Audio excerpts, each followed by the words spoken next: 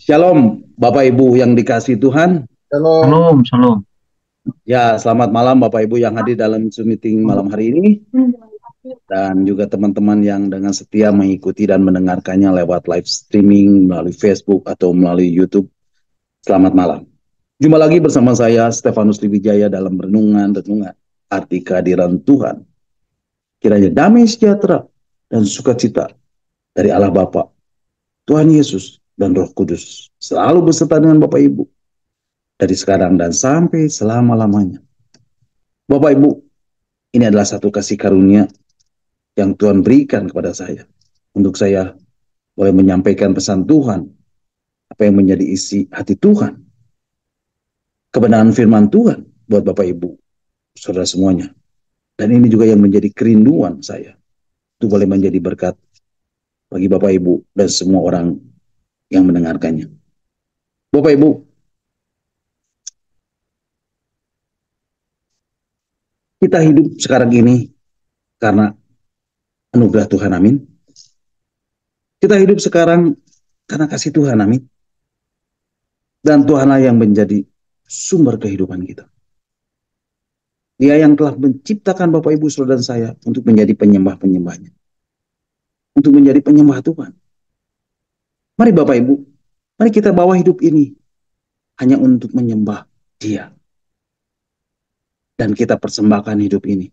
Kita persembahkan hati kita, roh kita, jiwa kita, pikiran, perasaan, kehendak, dan tubuh kita. Sebagai persembahan yang hidup, yang kudus, dan yang berkenan kepada Dia. Mari Bapak Ibu, jadikan Dia, jadikan Tuhan menjadi pusat penyembahan kita. Dan itulah yang Tuhan kehendaki di dalam hidup ini. Bapak Ibu, saya percaya ketika kita memuji dan menyembah Tuhan, ketika kita menaikkan puji-pujian bagi Tuhan, malam hari ini, saya merasakan hadirat Tuhan begitu kuat. Kehadirannya, hadirat Tuhan, hadirnya Tuhan, boleh kita rasakan saat ini secara luar biasa. Dan saya percaya, bukan saja di tempat di mana saya berada, di rumah saya, tetapi saya percaya kehadirannya, kehadiran Tuhan, hadirnya Tuhan juga dapat Bapak Ibu rasakan di tempat di mana Bapak Ibu berada. Karena kehadirannya, hadirat Tuhan, hadirnya Tuhan tidak dapat dibatasi oleh apapun juga. Dan bekerja secara supranatural di tempat di mana Bapak Ibu berada. Terlebih lagi ketika kita tadi menaikkan puji-pujian bagi Tuhan. Meninggikan namanya, memuliakan Tuhan, mengagungkan Tuhan. Dan saya percaya Tuhan bertahta di atas pujian umatnya. Di atas pujian Bapak Ibu Saudara saya. Nah Bapak Ibu, saya juga percaya kita semua memiliki kerinduan untuk mendengarkan bagian-bagian firman Tuhan yang akan saya sampaikan. Yang akan saya bagikan malam hari ini buat Bapak Ibu. Dan biarlah melalui kebenaran firman Tuhan ini, kita pun semakin bertumbuh di dalam pengenalan kita. Kan Tuhan, kan pribadinya. Dan semakin hari kita boleh semakin hidup kudus di hadapan Tuhan. Untuk menjadi serupa dengan Yesus yang menjadi teladan kita. Dan sempurna seperti Bapa yang adalah sempurna.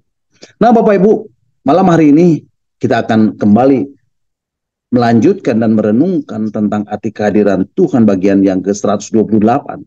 Dan Bapak Ibu bisa mendengarkan kembali renungan-renungan arti kehadiran Tuhan yang sudah saya sampaikan melalui link Facebook atau link YouTube yang sudah Pak Hin share melalui WhatsApp Discipleship at Zoom. Bapak Ibu, malam hari ini kita akan kembali membahas dan merenungkan bagian-bagian firman Tuhan tentang arti kehadiran Tuhan bagian yang ke-128. Dan malam hari ini saya masih beri tema kualitas penyembahan. Dan ini adalah bagian yang ke-6. Bapak Ibu siap terima firman Tuhan malam hari ini? Berapa banyak yang bilang, aku rindu pesanmu Tuhan malam hari ini. Katakan amin. Dan lambaikan. Haleluya. Nah Bapak Ibu, kita sudah belajar banyak tentang kualitas penyembahan di dalam renungan-renungan yang sudah saya sampaikan beberapa minggu berturut-turut. Sudah ada 7 poin yang sudah saya sampaikan.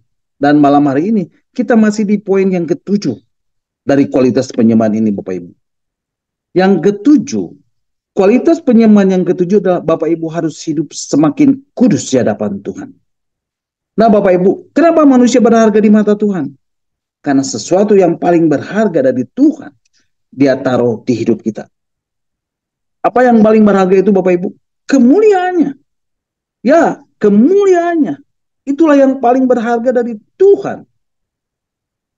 Tetapi ketika manusia jatuh ke dalam dosa, maka dikatakan kemuliaan Allah itu telah hilang. Ya, kemuliaannya itu telah hilang dari manusia. Tetapi syukur kepada Tuhan, karena kasih Tuhan yang begitu besar. Akhirnya Tuhan membuat satu covenant. Satu covenant yang baru, a new covenant. Satu perjanjian yang baru, satu pilihan yang agung, satu pilihan yang luhur, satu pilihan yang mulia. Tuhan mau menjadi manusia. Allah menjelma menjadi manusia. Tuhan turun dari sorga dan menjadi manusia. Karena Tuhan mengasihi manusia. Mengasihi kita. Mengasihi Bapak Ibu Saudara dan saya. Dan supaya kita kembali dan sampai kepada kemuliaannya yang semakin besar. Supaya kita kembali memiliki hubungan dengan Tuhan. Dan supaya kita dapat kembali menikmati kehadirannya. Menikmati hadirat Tuhan. Menikmati hadirnya Tuhan di dalam hidup ini. Dan inilah yang Tuhan kehendaki di dalam hidup kita. Bapak Ibu, ketahuilah juga bahwa Tuhan menciptakan manusia dengan satu tujuan. Yaitu kita diciptakan untuk menjadi penyembah-penyembah Tuhan. Untuk menyembah Tuhan yang kudus dan mulia. Dan kita, Bapak Ibu Saudara saya, tidak mungkin menyembah Tuhan yang kudus dan mulia itu tanpa kita hidup kudus. Tidak mungkin seseorang menyembah Tuhan tanpa menghargai kekudusan Tuhan. Tidak akan pernah bisa kekudusan Tuhan itu dicampur dengan kenajisan. Tidak akan pernah bisa kekudusan Tuhan dan kemuliaan Tuhan itu dicampur dengan sesuatu yang tidak berkenan kepada Tuhan. Tidak mungkin bisa Bapak Ibu. Sehingga hidup di dalam kekudusan itu menjadi penting saat kita menghampiri Tuhan. Saat kita menghadap Tuhan. Saat kita berhadapan dengan Tuhan. Saat datang untuk menyembah Tuhan. Untuk kita dapat menikmati kehadirannya. Untuk kita dapat menikmati hadirat Tuhan. Untuk kita dapat menikmati hadirnya Tuhan di dalam hidup ini. Dan kekudusan hidup inilah yang akan memimpin kita kepada kemuliaan yang semakin besar. Bapak Ibu, tidak banyak orang Kristen, orang-orang percaya, anak-anak Tuhan, murid-murid Yesus yang memperhatikan hal ini. Yang memperhatikan kekudusan ini. Tetapi sebenarnya ini adalah hal yang paling penting ketika kita mau datang kepada Tuhan. Karena kekudusan ini mahal harganya. Dan banyak orang Kristen, orang-orang percaya, anak-anak Tuhan, murid-murid Yesus yang tidak menghargai kekudusan ini. Hidupnya mengalir saja. Dan sepertinya semuanya sudah oke. Apalagi ketika hidupnya diberkati. Sepertinya hidupnya sudah benar di hadapan Tuhan. Tidak Bapak Ibu. Kekudusan Tuhan itu tidak ada hubungannya dengan berkat. Atau hal-hal yang bersifat materi atau duniawi. Tetapi kekudusan itu berbicara tentang hati. Berhubungan dengan hati. Dengan roh kita. Dan saya percaya bahwa hal-hal yang seperti ini mutlak dan harus kita dengar. Dan kita lakukan. Harus kita terapkan di dalam kehidupan kita. Hidup kudus adalah proses. Satu perjalanan sepanjang hidup kita. Dan itulah yang akan memimpin kita kepada kemuliaannya yang semakin besar. Bapak Ibu, kenapa kekudusan itu mahal harganya? Mari kita akan belajar dan merenungkan hal ini lebih dalam lagi Bapak Ibu. Secara sederhana malam ini kita akan belajar tentang proses pengudusan kehidupan kita. Sebagai anak-anak Tuhan. Dan kita tidak hanya dibenarkan. Tetapi kita harus mengalami proses pengudusan ini. Kenapa Bapak Ibu? Karena Bapak Ibu telah dipanggil untuk hidup sama seperti Dia yang kudus. Yang telah memanggil Bapak Ibu. Mari Bapak Ibu kita akan membacanya di dalam surat 1 Petrus pasal 1 ayat 15 dan 16. Surat 1 Petrus pasal 1 ayat 15 dan 16 mengatakan, tetapi hendaklah kamu menjadi kudus di dalam seluruh hidupmu. Sama seperti Dia yang kudus yang telah memanggil kamu. Ayat 16. Sebab ada tertulis, kuduslah kamu sebab aku kudus. Jadi Bapak Ibu, tidak akan pernah bisa kekudusan Tuhan itu dicampur dengan kenajisan. Tidak akan pernah bisa kekudusan Tuhan dan kemuliaan Tuhan itu dicampur dengan sesuatu yang tidak berkenan kepada Tuhan. Tidak akan pernah bisa kekudusan itu dicampur dengan sesuatu yang cemar. Tidak akan pernah bisa kekudusan itu dicampur dengan yang tidak kudus. Tidak mungkin bisa Bapak Ibu. Sehingga hidup dalam kekudusan itu penting. Pengudusan itu menjadi penting. Bapak Ibu, kalau berbicara tentang pengudusan ini tidak terlepas dari fase keselamatan. Dan kalau berbicara tentang fase keselamatan, ada 3 fase di dalam keselamatan. Yang pertama dibenarkan, yang kedua dikuduskan, dan yang ketiga dimuliakan. Dan kita harus mengerti terlebih dahulu gambarannya. Jadi ketika Bapak Ibu Saudara saya diselamatkan, kita harus mengerti sebenarnya keselamatan itu apa. Supaya kita semakin paham dan tidak cuma ikut-ikutan. Bahkan saya berani berkata, kalau saudara menyandang keselamatan di KTP, itu belum menjamin keselamatan kita. Tetapi pada saat kita bersungguh hati bahwa kita diselamatkan dan mengerti bahwa keselamatan itu seperti apa, nah disitulah kita benar-benar diselamatkan. Bapak Ibu perhatikan, dikatakan keselamatan itu memiliki 3 fase. Dan kita, Bapak Ibu Saudara saya harus melewati ketiga-tiganya. Yang pertama adalah pembenaran atau justification. Apa artinya pembenaran Bapak Ibu? Atau apa artinya seseorang dibenarkan oleh Allah? Nah Bapak Ibu, untuk kita bisa mengetahui hal itu, Bapak Ibu harus mengerti tentang konsep dosa. Karena ini berkaitan dengan konsep dosa. Dan kalau kita berbicara tentang konsep dosa, dosa itu ada 2 macam. Yang pertama, perbuatan dosa. Dan yang kedua, sifat dosa. Perbuatan dosa adalah semua yang kita lakukan yang melawan firman Tuhan. Tetapi sifat dosa itu adalah menyangkut masalah hakikat keberdosaan kita. Status kita terlepas dari perbuatan dosa kita. Dan status kita adalah orang berdosa. Itulah status manusia di hadapan Allah. Semua manusia adalah berdosa. Tidak peduli dia sudah melakukan perbuatan dosa atau belum. Yang menjadi pertanyaannya adalah, dari mana hakikat keberdosaan kita? Dari mana status keberdosaan kita? Mari Bapak Ibu kita akan membaca di dalam surat Roma pasal 5 ayat 12. Surat Roma pasal 5 ayat 12 mengatakan, sebab itu sama seperti dosa telah masuk ke dalam dunia oleh satu orang, dan oleh dosa itu juga maut. Demikianlah maut itu telah menjalar kepada semua orang, karena semua orang telah berbuat dosa. Nah Bapak Ibu, karena satu orang, maut menjalar kepada semua orang. Siapa satu orang ini Bapak Ibu? Ia adalah Adam. Ya, Adam.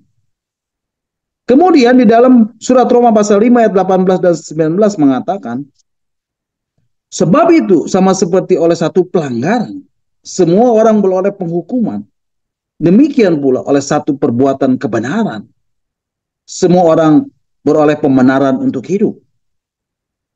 Jadi, sama seperti oleh ketidaktaatan satu orang, semua orang telah menjadi orang berdosa. Demikian pula oleh ketaatan satu orang, semua orang menjadi orang benar. Jadi Bapak Ibu, melalui satu pelanggaran, yaitu pelanggaran Adam, semua orang beroleh penghukuman. Karena ketidaktaatan satu orang, yaitu ketidaktaatan Adam, maka banyak orang menjadi berdosa. Jadi Bapak Ibu, kita berstatus berdosa karena Adam. Karena Adamlah manusia seluruhnya mempunyai sifat dan status sebagai orang berdosa. Pertanyaannya, mengapa karena Adam kita jadi turut berdosa? Mengapa pelanggaran Adam diperhitungkan kepada kita? karena kita semua adalah keturunan Abraham. Adam. Karena Adam hakikatnya sudah menjadi orang berdosa. Maka otomatis keturunan jadi orang berdosa. Itu sebabnya Adam, orang berdosa. Maka anaknya, keturunannya juga berdosa. Karena semua manusia berasal dari Adam. Dan semuanya berstatus seperti Adam. Jadi Adam itu di dalam kitab suci dianggap sebagai perwakilan manusia. Perwakilan kita semua. Jadi waktu Adam jatuh, semua jatuh. Waktu Adam cemar, semua cemar. Waktu Adam berdosa, semua berdosa. Bapak Ibu, karena Adam berdosa, semua keturunannya jadi orang berdosa. Itulah status kita. Nah Bapak Ibu, di hadapan Tuhan, status kita adalah orang berdosa. Tetapi saat kita beriman kepada Kristus, maka kita dibenarkan. Jadi kalau begitu dibenarkan itu apa? Dibenarkan itu artinya adalah satu pernyataan bahwa seseorang menang karena hukum. Satu pernyataan bahwa seseorang itu menang secara hukum. Karena itu, arti dibenarkan di hadapan Allah adalah Allah mengganti status seseorang berdosa itu menjadi berstatus sebagai orang benar. Jadi yang tadinya kita berstatus orang berdosa, setelah kita beriman kepada Kristus, maka Allah menyatakan statusnya di hadapan anaknya sebagai orang benar. Jadi Bapak Ibu, pembenaran itu adalah status tindakan cuma-cuma, di mana Allah mengampuni semua dosa kita dan menerima kita sebagai orang benar dalam pandangannya. Jadi Bapak Ibu, ketika kita dinyatakan benar, sekalipun kita penuh dengan dosa, maka kita dipandang sebagai orang benar. Tidak peduli seberapa dosanya kita, seberapa hitamnya dosa kita di hadapan atau di mata Tuhan. Tetapi saat kita percaya kepada Yesus, maka status kita menjadi orang benar.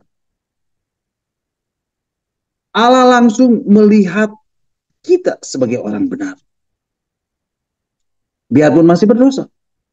Itulah pembenaran. Nah Bapak Ibu, saya percaya kita semua sudah dibenarkan dan diselamatkan pada saat kita percaya kepada Yesus. Amin. Dan kita percaya bahwa Tuhan Yesus 2000 tahun yang lalu telah turun ke dunia untuk menjadi penembus dosa-dosa manusia. Untuk menebus dosa kita. Untuk menebus dosa Bapak, Ibu, Saudara, dan saya. Darahnya yang tercurah di kayu salib. Darahnya yang mahal. Itulah yang menjadi, yang telah mengampuni semua dosa kita. Dan menerima kita sebagai orang benar dalam pandangannya. Jadi pembenaran adalah justification. Artinya, we have been saved from the penalty of sin. Artinya saat mengalami pembenaran, yaitu ketika Tuhan Yesus mati di kayu salib, disitulah kita diselamatkan.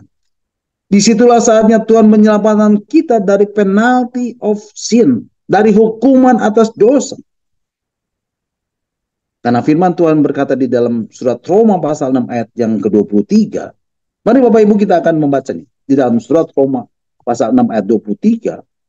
Firman Tuhan mengatakan, sebab upah dosa ialah maut, tetapi karunia Allah ialah hidup yang kekal dalam Kristus Yesus Tuhan kita.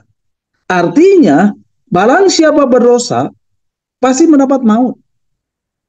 Jadi seharusnya kita sadar, kita yang berdosa ini, kita manusia yang berdosa ini, kita harus menanggung maut. Tetapi justru karena pembenaran Allah atau justification Allah, kita tidak lagi menanggung hukuman maut itu. Makanya peristiwa kematian Yesus di kayu salib di situ menggambarkan bahwa Tuhan telah menanggung maut itu. Sehingga kita tidak perlu menanggung maut itu. Jadi upah dosa yang seharusnya kita tanggung tadi telah ditanggung oleh Yesus. Itulah pembenaran atau justification. Nah Bapak Ibu perhatikan. Setelah kita memulai pembenaran atau justification dari Allah, lewat percaya dan menerima Yesus sebagai juru selamat kita, lewat kematian Yesus di kayu salib, dan melalui darahnya yang mahal harganya itu, yang telah tercurah di kayu salib. Artinya kita sudah disucikan dan dikuduskan oleh darah Yesus. Ini berarti kita sudah dipindahkan dari kerajaan kegelapan atau kerajaan penguasa angkasa ke kerajaan anaknya Yesus Kristus. Jadi pada fase pertama ini Allah yang melakukannya. Dan ini adalah momen pengudusan dan penyucian yang pertama. Dan iblis sudah dikalahkan oleh kuasa darah Yesus. Amin. Jadi ini adalah fase kita dipindahkan dari kerajaan kegelapan kepada kerajaan anaknya Yesus Kristus. Dan di saat yang sama pula, belenggu Bapak Ibu Saudara dan saya terhadap kuasa kegelapan itu diputuskan. Ya, belenggu itu diputuskan. Inilah fase pembenaran atau justification. Dan ini adalah momentum penyucian dan pengudusan yang pertama di dalam kehidupan kita. Di dalam kehidupan Bapak Ibu Saudara dan saya. Sebagai anak-anak Tuhan. Sebagai orang-orang Kristen. Sebagai orang-orang percaya. Sebagai murid Yesus, kita disucikan, dikuduskan, dipindahkan, diputuskan hubungannya dengan kuasa kegelapan, dengan kuasa dosa, dan Bapak Ibu Saudara saya telah lunas dibayar. Amin. Jadi Bapak Ibu, yang pertama, justification ini adalah urutan waktunya pas, artinya sudah berlalu dan sudah selesai. Dan sifatnya posisional kita atau posisi kita sudah diselamatkan. Dan kita bukan lagi hamba dosa. Kita bukan lagi miliknya dosa. Tetapi kita sudah menjadi milik Allah. Dan kita hambanya Allah. Kita hambanya Tuhan. Itulah posisi kita. Dan itu adalah pembenaran. Dan melalui pembenaran itulah posisi kita. Bukan lagi menjadi seteru Allah. Tetapi kita menjadi di pihaknya. Di pihak Allah. Kita berada di pihak Allah. Itulah justification. Selanjutnya dikatakan yang kedua, justification is free. Sifatnya gratis, cuma-cuma. Dan harganya nggak usah dibayar. Karena Tuhan Yesus sudah membayarnya di kayu salib. Jadi gratis Bapak Ibu. Yang ketiga, justification itu dikatakan life-changing promise. Mengubah kehidupan kita. Mengubah janji dalam kehidupan kita. Yang keempat, justification itu sifatnya instan. Setelah kita percaya kepada Tuhan, kita sudah dibenarkan dan kita sudah diselamatkan. Yang kelima, justification is my faith. Percaya dengan iman kita. Yang keenam, justification is not as result of work. Bukan hasil usaha kita. Yang ketujuh, justification itu our position in Christ. Posisi kita di dalam Kristus. Yang kedelapan, justification itu what God has done to me. Apa yang Tuhan sudah lakukan buat saya. Yang kesembilan, justification itu berbicara God commitment to me. Janji Tuhan. Komitmen Tuhan untuk saudara dan saya. Janji Tuhan, kita diselamatkan. Kita ditebus oleh darah Yesus. Yang ke-10, justification itu believe in God's command. Percaya janji Tuhan dan percaya kepada ketetapan Tuhan. Dan yang terakhir, justification adalah fakta bahwa kita sudah diselamatkan.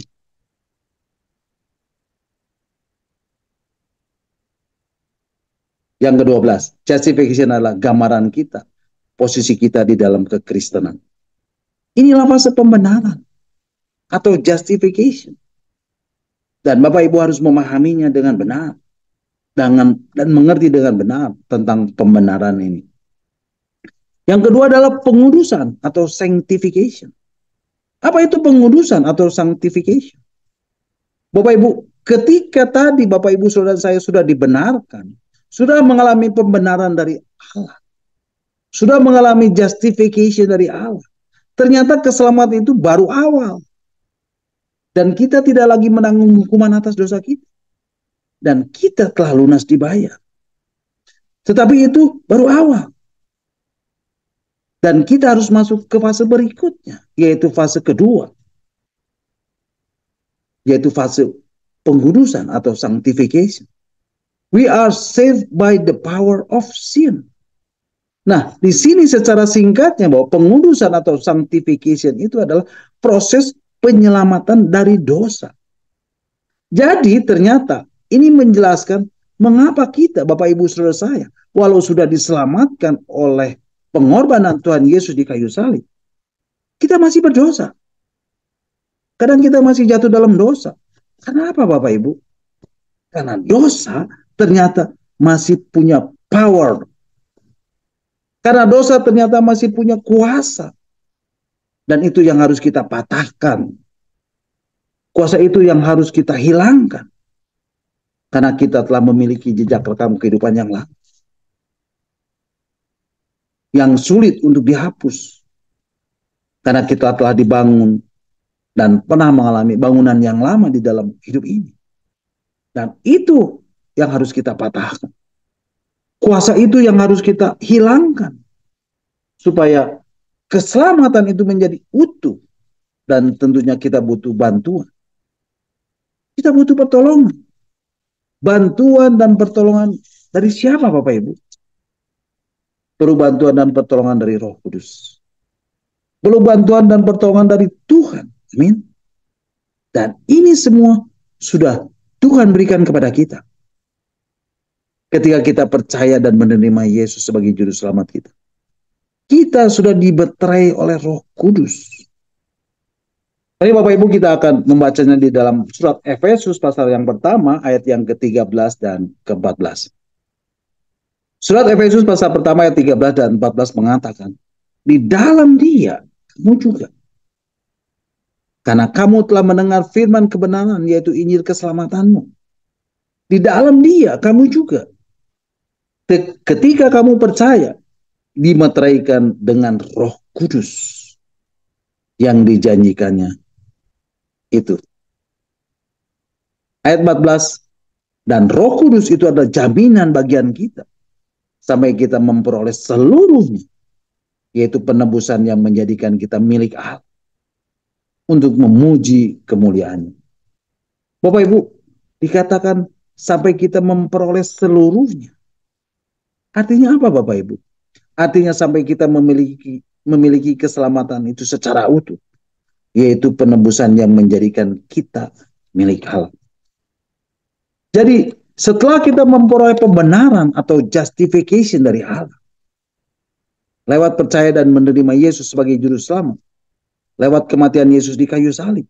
Dan melalui darahnya yang mahal dan ya harganya itu. Yang telah tercurah di kayu salib. Itu artinya kita sudah disucikan dan dikuduskan oleh darah Yesus. Bapak Ibu, inilah yang membuat kekudusan itu mahal harganya. Kita disucikan dan dikuduskan oleh darah Yesus yang mahal harganya. Dan ini berarti kita sudah dipindahkan dari kerajaan kegelapan, dari kerajaan penguasa angkasa ke kerajaan anaknya Yesus Kristus. Jadi pada fase pertama ini, Allah yang melakukannya. Dan ini adalah momen pengudusan dan penyucian yang pertama.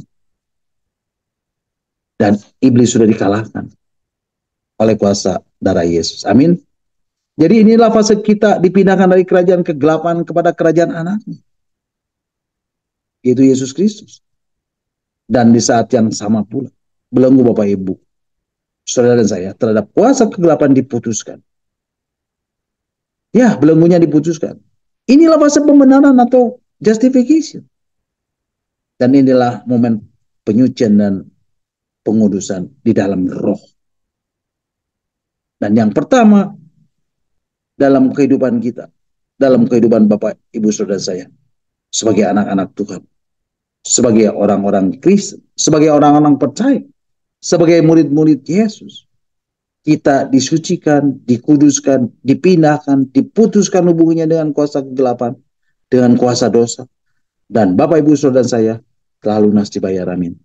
Nah, setelah pembenaran atau justification sudah selesai, sudah tuntas dan sudah dilakukan oleh Allah. sekarang saatnya kita masuk ke dalam fase yang kedua dari keselamatan ini, yaitu fase pengudusan atau sanctification. Apa itu pengudusan atau sanctification itu, Bapak Ibu?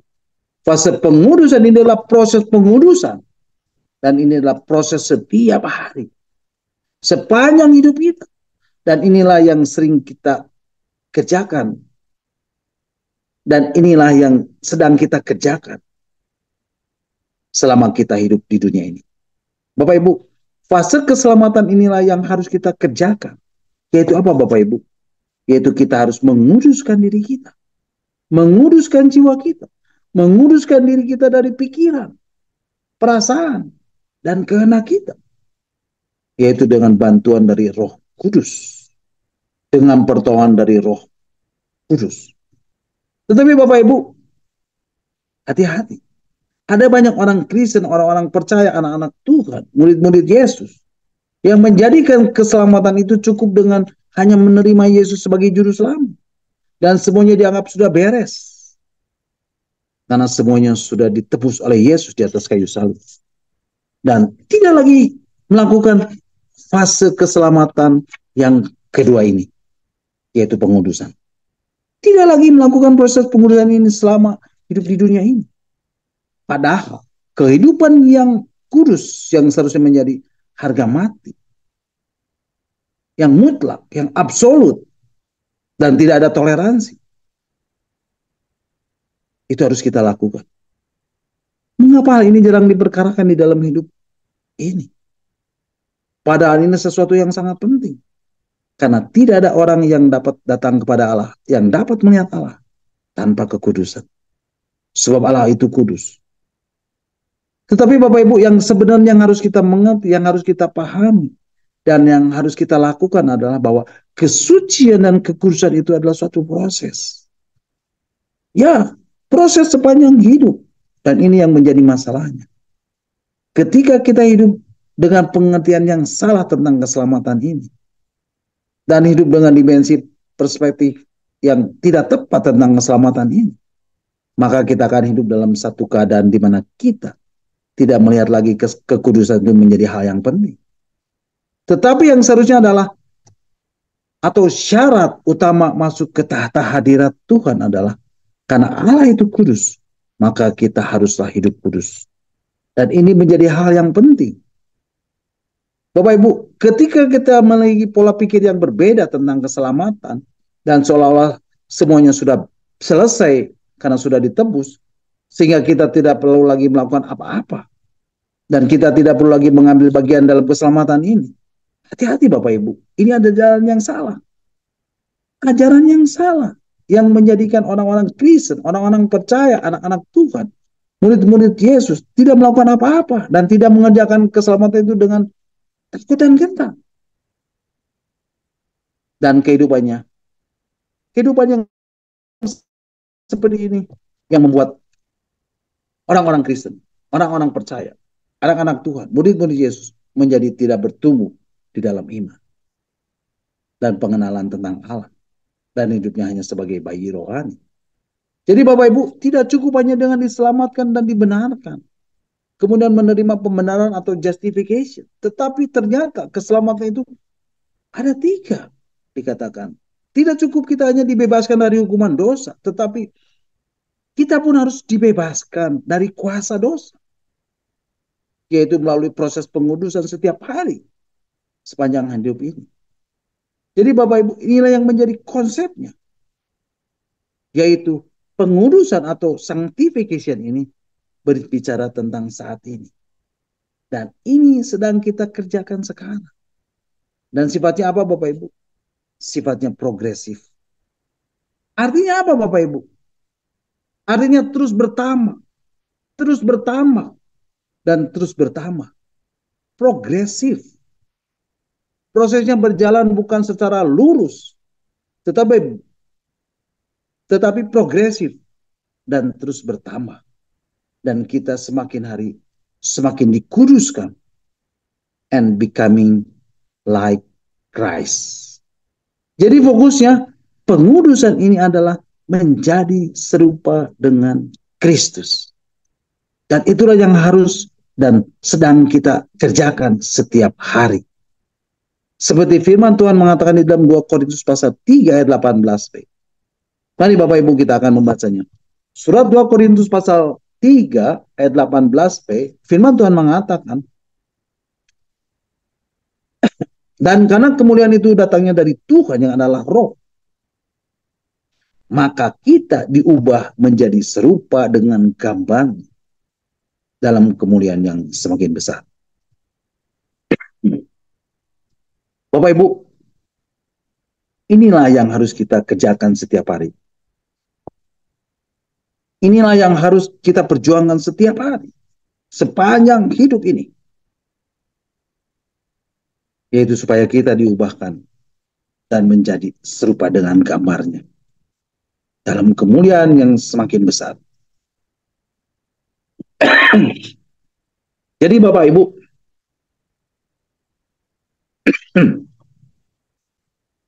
saat kita sudah mengerti konsep keselamatan itu,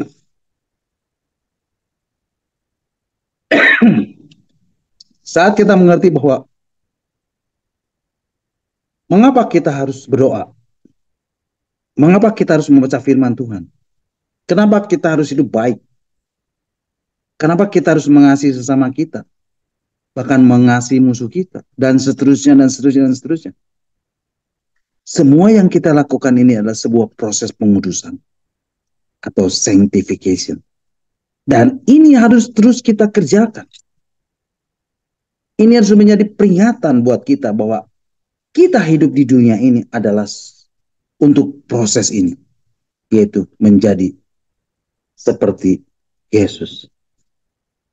Nah, masalahnya Bapak Ibu, seringkali ketika kita hidup di dunia ini, kita mulai terlena dengan harta, kita mulai terlena dengan kekuasaan, dan kita mulai terlena dengan kesenangan-kesenangan duniawi.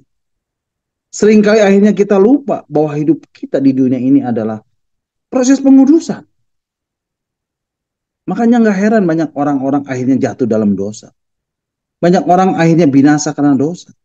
Karena lupa bahwa kita hidup di dunia ini adalah sebuah proses pengudusan. Bapak Ibu, kalau Bapak Ibu misalkan mau mendaftarkan diri dalam satu pertandingan lari maraton, misal itu diadakan 1 bulan lagi dengan hadiah yang sangat menarik, Bapak Ibu pasti melakukan apa? Latihan, bukan? Bapak Ibu pasti melatih diri, makan makanan yang bergizi, cukup minum, mempersiapkan sepatu, istirahat yang cukup, menjaga stamina, dan seterusnya, dan seterusnya, dan seterusnya. Pokoknya mempersiapkan sedemikian rupa. Bapak Ibu tidak akan menyia-nyiakan waktu itu, bukan? Tetapi Bapak Ibu akan mempergunakan waktu itu untuk melatih diri supaya ketika saatnya nanti, pada saat pertandingan Bapak Ibu dapat memenangkan pertandingan tersebut, betul? Begitu pula dengan kita. Ketika kita hidup di dunia ini, kita percaya proses pengudusan ini adalah proses latihan kita. Dan seharusnya lah kita memperjuangkan waktu ini dengan baik. Supaya nanti ketika Tuhan Yesus datang untuk yang kedua kalinya, kita didapati serupa dengan Dia. Dan kita siap untuk dimuliakan. Nah, sekali lagi, masalahnya seringkali kita lupa. Hidup kita mengalir saja. Dan tidak mempergunakan waktu itu sebagai kesempatan untuk melatih diri kita. Untuk hidup di dalam proses pengudusan setiap hari. Sepanjang hidup ini. Dan kita juga seringkali lupa bahwa yang namanya proses pengudusan itu menyakitkan. Seperti tadi sudah saya ibaratkan, ketika kita mengikuti lomba-lomba maraton, lomba lari maraton. Apakah lomba lari itu enak? Tentu tidak. Dalam latihan itu tentu ada harga yang harus dibayar. Harus bangun pagi, pagi hari sudah harus berlatih lari. Lari juga capek Bapak Ibu. Pagi hari, enaknya apa? Bangun pagi, ngopi, dengar musik, dan seterusnya, dan seterusnya, dan seterusnya. Bapak Ibu, Kita harus tinggalkan itu semua dan harus berlatih. Begitu pula dengan proses pengudusan. Artinya apa Bapak Ibu? Kita harus ingat selama di dunia ini kita harus siap menderita. Di dalam proses pengudusan itu ada harga yang harus dibayar. Apa itu Bapak Ibu? Menyangkal diri dan memikul salib. Bapak Ibu, apa itu menyangkal diri? Menyangkal diri adalah sesuatu yang berhubungan dengan ego kita. Sesuatu yang berhubungan dengan kehendak kita. Inilah menyangkal diri Bapak Ibu. Dan semua ini harus kita buang. Kemudian dikatakan memikul salib. Memikul salib adalah sesuatu hal yang kita alami. Dan bukan karena kesalahan kita. Tetapi karena nama Kristus. Itulah memikul salib. Nah, mari kita baca di dalam surat 1 Korintus pasal yang keempat ayat 9 sampai ke-13. Bapak Ibu, ini perkataan Rasul Paulus kepada jemaat di Korintus, Bapak Ibu. Dan ini juga firman Tuhan buat kita. 1 Korintus pasal 4 ayat 9 sampai 13 mengatakan, sebab menurut pendapatku, Allah memberikan kepada kami para rasul tempat yang paling rendah. Sama seperti orang-orang yang telah dijatuhi hukuman mati. Sebab kami telah menjadi tontonan bagi dunia. Bagi malaikat-malaikat dan bagi manusia. Ayat 10. Kami bodoh oleh karena Kristus. Tetapi kamu arif dalam Kristus. Kami lemah, tetapi kamu kuat. Kamu mulia, tetapi kami hina. Sampai pada saat ini, kami lapar, haus, telanjang, dipukul, dan hidup mengembara. Kami melakukan pekerjaan tangan yang berat. Kalau kami dimaki, kami memberkati. Kalau kami dianiaya, kami sabar. Kalau kami difitnah, kami tetap menjawab dengan ramah. Kami telah menjadi sama dengan sampah dunia. Sama dengan kotoran dari segala sesuatu. Sampai pada saat ini. Jadi Bapak Ibu, dari ayat ini kita menyadari bahwa ini adalah satu kenyataan yang harus kita terima. Bahwa kalau dunia menjahati kita, orang-orang dunia mau berbuat jahat kepada kita, kita harus tetap mengasihi. Seperti yang telah diajarkan Tuhan Yesus. Kita harus lemah lembut dan rendah hati. Jadi Bapak Ibu, ini adalah sebuah bad news atau good news. Bahwa kita harus menderita di dunia ini. Mungkin bagi orang yang tidak percaya, bagi orang-orang yang tidak mengenal kasih Tuhan, ini adalah bad news. Karena hidup ini cuma sekali. Jadi kenapa kita harus menderita? Bapak Ibu, orang-orang yang seperti ini akhirnya apa? Akhirnya mempergunakan hidupnya untuk bersenang-senang. Dan mencari kebahagiaan serta kenikmatan yang dunia sediakan. Tetapi kita adalah orang yang dipanggil. Kita percaya dan kita diselamatkan. Maka sama seperti Rasul Paulus, kita adalah hamba Kristus.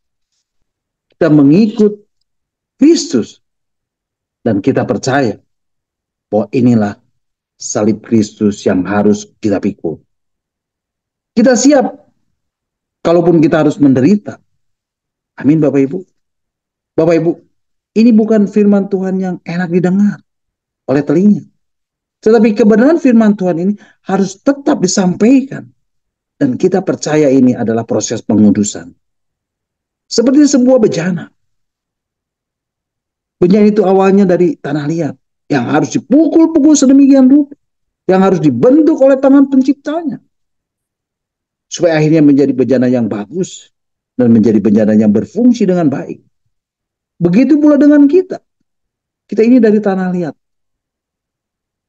Kita ini dari tanah. Dan kita harus seperti bejana tadi. Rela dibentuk sedemikian rupa. Betul saat dibentuk itu nggak enak.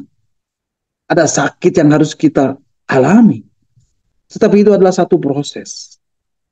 Supaya nanti kita menuju pada kemuliaannya yang kekal. Jadi ini adalah sebuah good news buat kita. Amin. Bapak Ibu, di dalam surat 1 Korintus pasal 1 ayat 18, Mari kita akan baca surah 1 Korintus pasal 1 ayat 18. Firman Tuhan dengan tegas mengatakan, sebab pemberitaan tentang salib memang adalah kebodohan bagi mereka yang akan binasa. Tetapi bagi kita yang diselamatkan, pemberitaan itu adalah kekuatan Allah. Jadi Bapak Ibu, firman Tuhan menegaskan, sebab pemberitaan tentang salib memang kebodohan bagi mereka yang akan binasa. Bapak Ibu, seperti yang sudah saya katakan tadi, bagi dunia yang tidak mengerti, keselamatan ini adalah sebuah kebodohan. Kenapa kau hidup hanya sekali, malah hidup menderita? Tapi bagi kita, apa Bapak Ibu? Tetapi bagi kita yang diselamatkan, pemberitaan itu adalah kekuatan Allah. Pemberitaan salib adalah kekuatan Allah. Amin. Itulah proses pengudusan itu, atau sanctification. Inilah proses yang harus kita kerjakan. Ada harga yang harus kita bayar. Dan ada kemuliaan Tuhan yang sudah Tuhan sediakan buat Bapak Ibu, saudara dan saya. Amin. God bless you all. Nah, Bapak Ibu, sampai di sini dulu renungan kita malam hari ini. Dan di akhir renungan ini, saya mau naikkan satu pujian. Kaulah pusat penyembahanku. Pujian ini sangat luar biasa, Bapak Ibu. Dikatakan, ku hidup karena anugerahmu. Inilah justification. Ku hidup karena kasihmu. Kaulah yang menjadi sumber kehidupanku. Ku hidup untuk menyembahmu. Ku hidup untuk menyenangkanmu. Kaulah pusat penyembahanku. Kau yang layak untuk disembah di dalam roh dan kebenaran. Kau yang layak untuk disembah, ditinggikan untuk selama-lamanya. Mari Bapak Ibu, kita akan angkat pujian ini bersama-sama sebagai penyembahan kita, sebagai persembahan yang terbaik yang boleh kita persembahkan bagi Raja kita, Yesus Kristus, Tuhan dan Allah kita. Amin. Mari kita naikkan pujian ini bersama.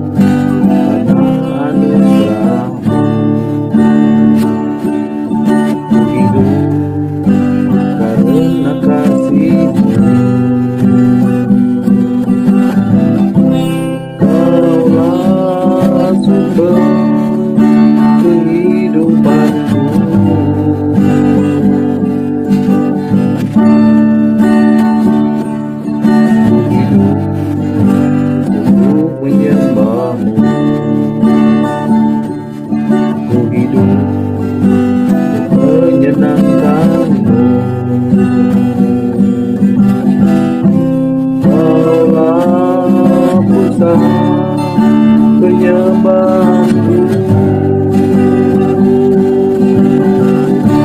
Kau yang layak, Kau yang layak,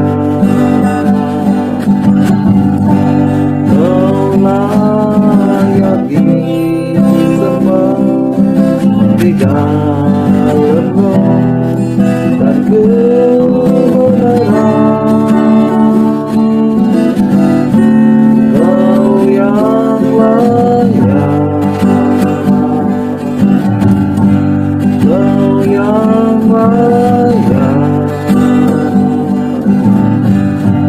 Kau layak disembah, ditinggikan untuk selamanya. Kau yang layak, Kau yang layak, Kau layak disembah di dalam roh dan kebenaran. Kau yang layak, Kau yang layak, Kau layak disembah, ditinggikan untuk selamanya. Kau layak disembah, ditinggikan untuk selamanya. Kau layak disembah, ditinggikan untuk selamanya.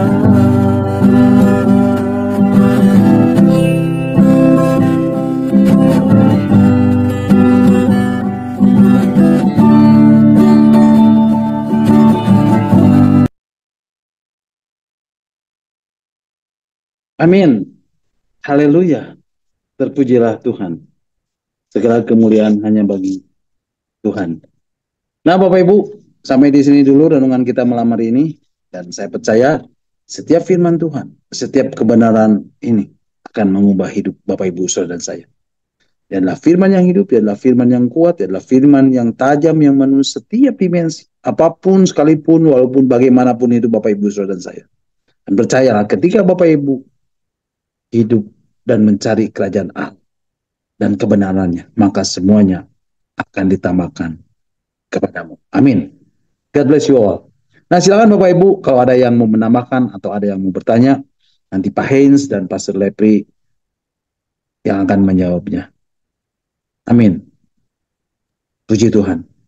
Mari Bapak Ibu, kita akan bersyukur buat renungan yang sudah kita dengar dan yang sudah saya sampaikan, dan kita akan berdoa. Bapa dalam surga, mengucap syukur dan terima kasih Tuhan untuk apa yang sudah Kau sampaikan melalui hamba-Mu ini, untuk kebenaran daripada firman Tuhan malam hari ini. Tuhan, hamba-Mu ini terbatas, tapi Engkau tidak terbatas. Engkau meteraikan setiap kebenaran firman Tuhan di dalam setiap hati kami yang mendengarkan malam hari ini. Biarlah hidup kami boleh diubahkan, untuk kami boleh menjalani proses pengutuhan hidup ini sepanjang hidup kami, Tuhan. Untuk kami boleh semakin boleh menjadi semakin kudus di hadapan Tuhan, dan hidup kami boleh diubahkan dari satu kemuliaan kepada kemuliaan yang semakin besar. Terima kasih Tuhan, terima kasih untuk kebenaran firman Tuhan malam hari ini. Dan sebentar Tuhan, kami juga mau berdoa Tuhan untuk rekan kami Pak Christian yang saat ini sedang berada di rumah sakit. Tuhan, kami percaya Tuhan, kuasa-Mu dinyatakan malam hari ini. Segala penyakit apapun yang diderita oleh Pak Christian, kami mau berdoa di dalam nama Tuhan Yesus. Amin. Biarlah bilur-bilur Tuhan yang telah tercurah di atas kayu salib itu boleh menyembuhkan sakit Amin. dari Pak Christian. Kami tolak setiap sakit penyakit yang ada di dalam diri Pak Christian di dalam nama Tuhan Yesus. Yes. Biarlah akhirnya Tuhan, Engkau yang akan mengganti setiap organ-organ tubuh yang sakit dengan organ-organ yang baru di dalam nama Tuhan Yesus. Dan kami percaya Tuhan, kesembuhan terjadi saat ini ketika Amin. kami memuji dan menyembah Engkau. Engkau yang berkuasa untuk menyembuhkannya. Di dalam nama Tuhan Yesus, kami terima mujizat-Mu malam hari ini. Terima kasih Tuhan untuk saat yang indah kami boleh mendengarkan bagian-bagian firman Tuhan malam hari ini. Biarlah firman Tuhan itu tetap tinggal di dalam hati kami dan mengubah hidup kami untuk kami boleh hidup semakin benar di hadapan. Terima kasih Tuhan. Kami serahkan acara kami selanjutnya dalam tangan Tuhan. Biarlah kiranya Roh Kudus yang memimpin acara kami selanjutnya. Di dalam nama Tuhan Yesus, mari Bapak Ibu yang sudah diberkati melalui kebenaran firman Tuhan ini, bersama-sama kita katakan, Amin. Amin. Amin. Amin.